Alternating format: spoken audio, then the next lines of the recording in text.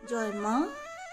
জগদম্বা আশ্রমে একদিন সন্ধ্যার পরে পড়ে শোনানো হচ্ছে মা সারদা দেবীকে সব ভক্তদের লেখা দৈনন্দিন চিঠিপত্র।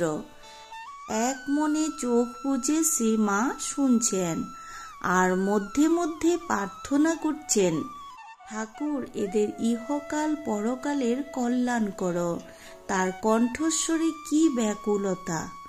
তারপর চিঠি পড়া সমাপ্ত হলে বললেন, সাংসারিক দুঃখ কষ্ট সুখ তাপ অভাব অনটন এই সবেই শুধু জানাচ্ছে, এসব থেকেই শুধু পরিত্রাণ পেতে চায়, ভগবানকে কেউ চায় না।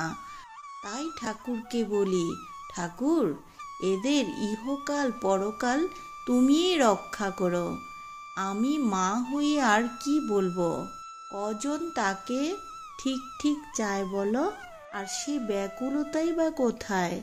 এত তো ভক্তি আগ্রহ সামান্য ভোগ্যবস্তু পেলে সন্তুষ্ট বলে, আহা তার কত দয়া। জয় মা।